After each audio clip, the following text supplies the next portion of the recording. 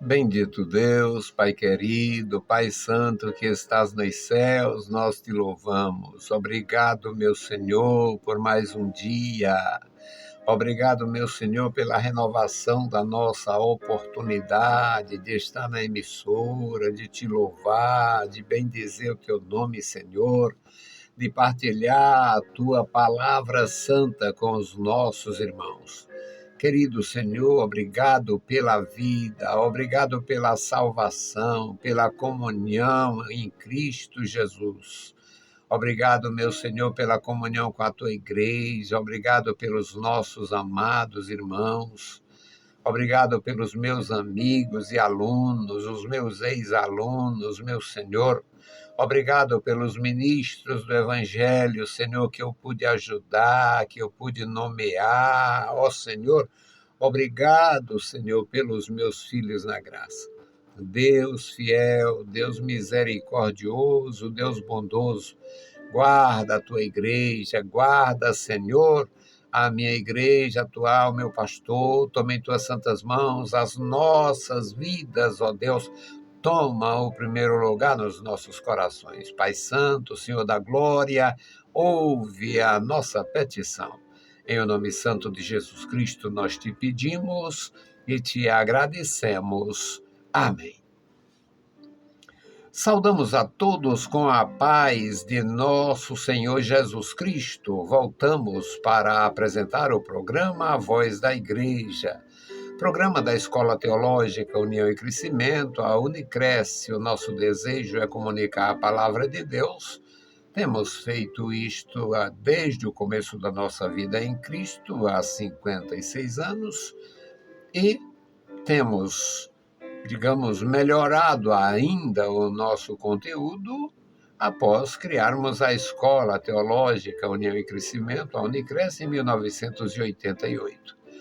O nosso desejo continua inalterado: trazer a palavra do Senhor, o Evangelho de nosso Senhor Jesus Cristo, independente e indiferente do que possam avaliar.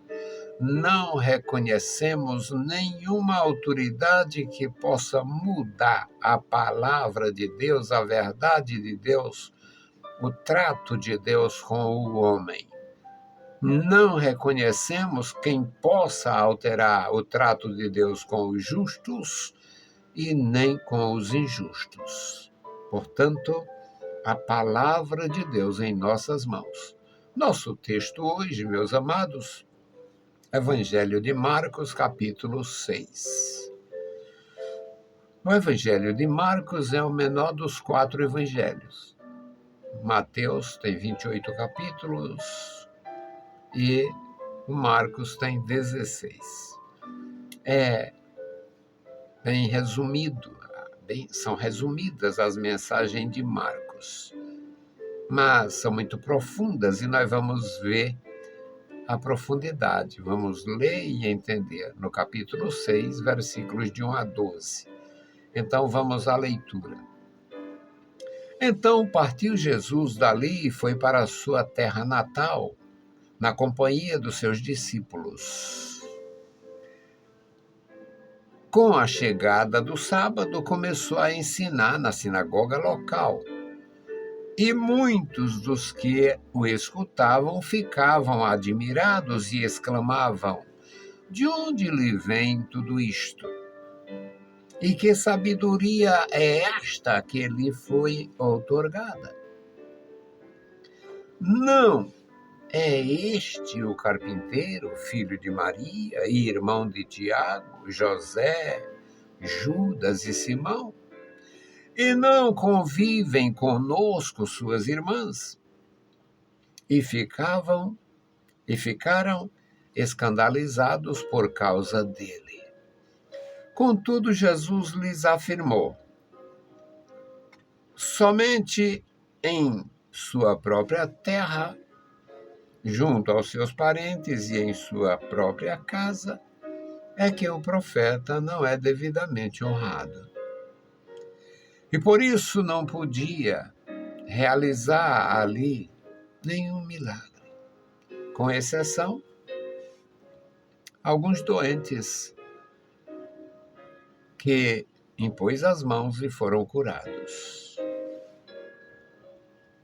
E perplexo com a falta de fé por parte dos seus, passou a percorrer os povoados vizinhos e os ensinavam. Jesus enviou os 12 numa missão, convocou então os 12 para junto de si e os enviou de 2 em 2, concedendo-lhes autoridade sobre os espíritos imundos. E determinou que nada levassem pelo caminho, a não ser um cajado somente. Nem pão, nem mochila, nem de viagem, nem dinheiro nos seus cintos. Que andassem descalços, com sandálias, mas não carregassem 2 túnicas. E recomendou-lhes, sempre que entrardes numa casa, nela permanecei até vos retirardes de lá. Contudo, se em alguma aldeia não vos receber, nem vos quiser ouvir, ao partirdes desse lugar, sacudi a poeira de debaixo dos vossos pés, como testemunho contra eles. Eles partiram e pregavam que todos se arrependessem. Louvado seja o bendito nome do Senhor.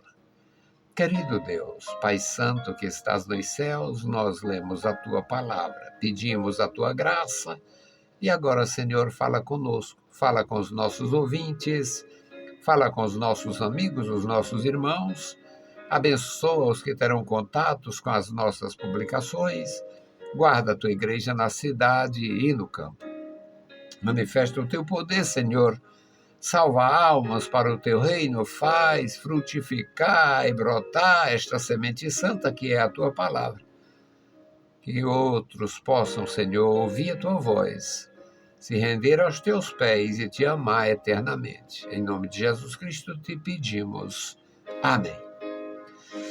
Louvado e exaltado seja o nosso Deus. Meus queridos irmãos, sabemos pelas Escrituras e pela prática corriqueira comum, pela observação diária, que o mundo está no maligno. O mundo jaz no maligno. Pais matando seus filhos, filhos matando seus pais, adultos molestando suas próprias crianças. Coisas terríveis acontecem neste mundo assombroso que nós ouvimos chamar de internet. Web, Deep Web. São assombrosas as práticas, assustadoras as realidades.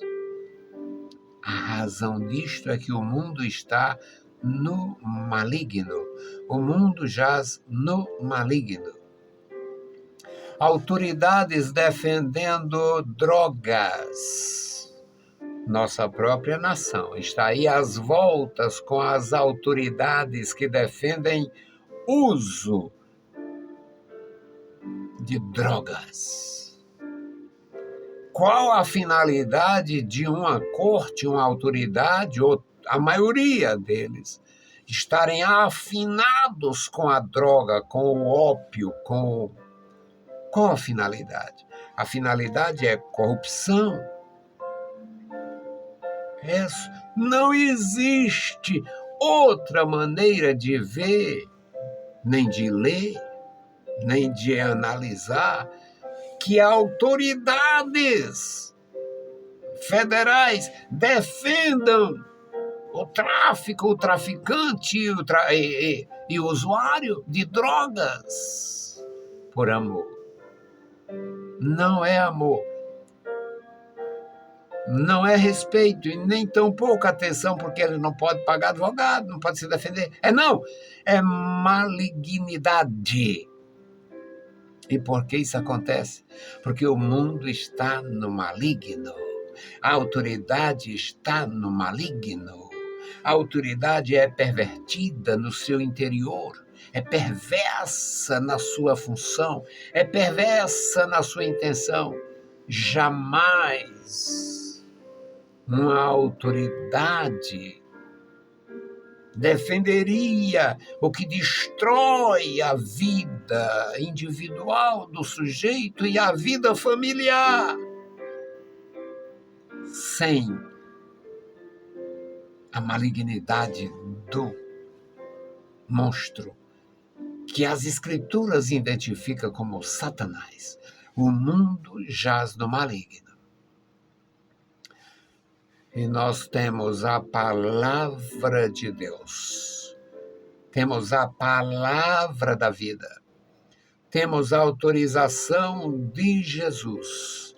Temos a autoridade de Jesus para pregar a palavra. Então Jesus chegou na sua pátria, lá em Nazaré, que era assim que chamavam. Jesus nasceu em Belém.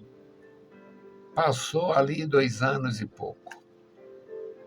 O resto da vida de Jesus, com exceção de algum tempo que eles ficaram no Egito, foi em Nazaré. Para ele ser chamado Nazareno. E o Senhor Jesus, já na sua missão, chegou a Nazaré. Chegou à sua pátria, à sua terra. A pátria é Israel. Mas a terra aqui era chamada Nazaré. Ele entrou na sinagoga e começou a ensinar. Todo judeu tinha compromisso com a sinagoga local. Jesus tinha esse compromisso. E começou a ensinar.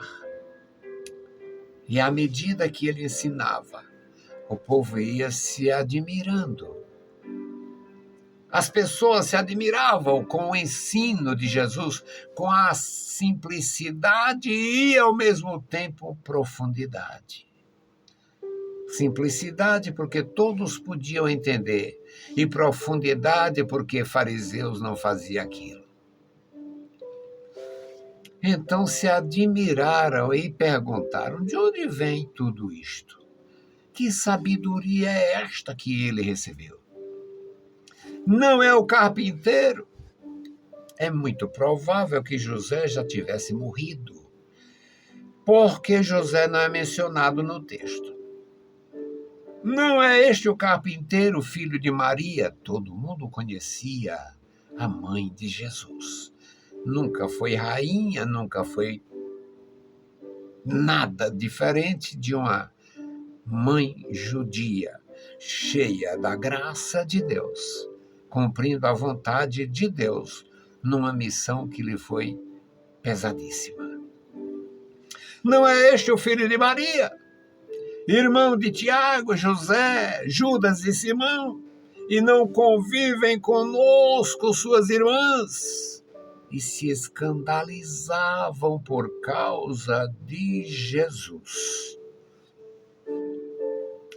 E Jesus disse: somente em sua pátria, em sua terra, junto aos seus parentes, na sua própria casa, é que o profeta não é devidamente honrado. Por isso, o versículo 5 diz que ele não pôde realizar mais milagres ali, por causa da incredulidade deles. Só fez algumas curas, pessoas que chegaram, pediram e ele impôs as mãos. O versículo 6 diz que ele, perplexo pela falta de fé ou incredulidade dos seus, passou a pregar naquela área, naquelas cercanias, pregando e ensinando a palavra. Determinado dia, chamou os 12 para junto de si e os enviou numa missão de continuar pregando. Deu autoridade a eles, concedeu autoridade. Ninguém tem autoridade em si. A nossa autoridade é concessão divina. É uma concessão, nós somos permissionários, orientados pelo Espírito de Deus. Temos a permissão, a autoridade, a autorização para fazer a obra de Deus. E o Senhor Jesus deu autoridade, concedeu autoridade sobre os espíritos malignos. E determinou: não leve nada para esta missão. Não leve nada. Somente o cajado. Pega o cajado e vão. Não levem pão. Não leve alforje, a mochila de viagem. Não leve dinheiro no cinto. Confie. Nem alforje, nem pão, nem reserva monetária. Na casa que entrarem, permanecei ali, onde vos receberem, ficai ali até terminar a missão na cidade. Não fique de casa em casa. Jesus também é educador. Educando os seus discípulos para evitar comentários, para evitar agravo ou desagrado. Contudo, versículo 11, Jesus diz: se não vos receberem, se não quiserem ouvir, na casa, na cidade, onde rejeitarem, quando vocês saírem, sacudam a poeira dos pés, em testemunho contra aqueles que rejeitaram. E eles partiram. Foram conforme a autorização de Jesus e pregavam o arrependimento. Evangelho é isto, irmãos. Hoje existem as igrejas da perversidade e da prosperidade. Há uma verdadeira afronta ao reino de Deus. Inimigos da pureza fazem da igreja um trampolim para a política, para outras conquistas, e fazem com que as pessoas achem normal a prática da desonestidade, a prática dos desvios morais, a prática da desgraça que destrói a família, a infidelidade, a prática do divórcio, separação de servos de Deus. Servo de Deus casar para abandonar a mulher, abandonar o marido, criar os filhos com estranhos. Servos de Deus? Não. Servos de Deus é para ter temor. O temor do Senhor é o princípio da sabedoria. E não é nada sábio uma mulher ter filhos de 3, 4 homens só porque a lei permite. Ela casar hoje, descasar daqui a 5 meses, daqui a 5 anos. Já tem um filho, tem 2. Vai brigar na justiça pela pensão, principalmente se o cara for rico. Isto não é, nunca foi nem será papel de uma igreja que conhece Jesus, que ama a Jesus, que recebeu o evangelho de Jesus. Isso é fraude, isto é perversidade, isto é corrupção moral, corrupção espiritual. Não tem nada a ver com o evangelho do Filho de Deus. Aí eu coloco uma igreja, vou na comunidade, faço a coisa para iludir pessoas, para enganar pessoas, para tomar o que elas têm. Não é cristão, é um perverso travestido de discípulo. Cristão, de fato, quem segue a Cristo, não se aproveita, não ofende.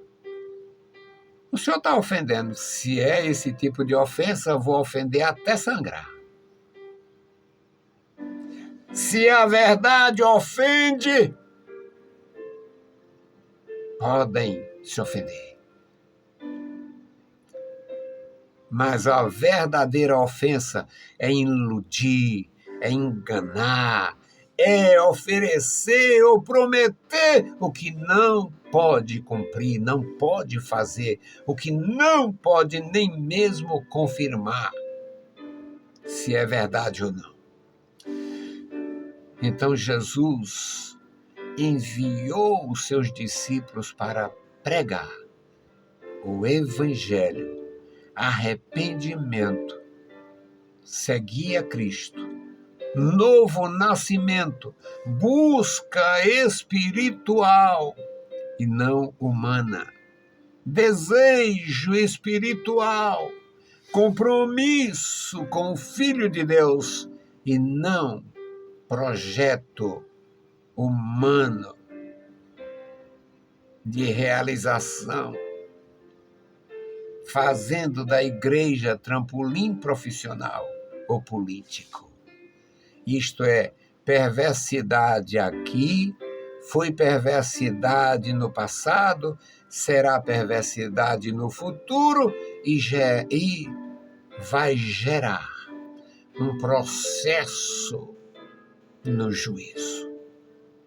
Que Deus tenha misericórdia dos que são de fato discípulos, para não se venderem, para não se renderem, para não buscarem seus interesses.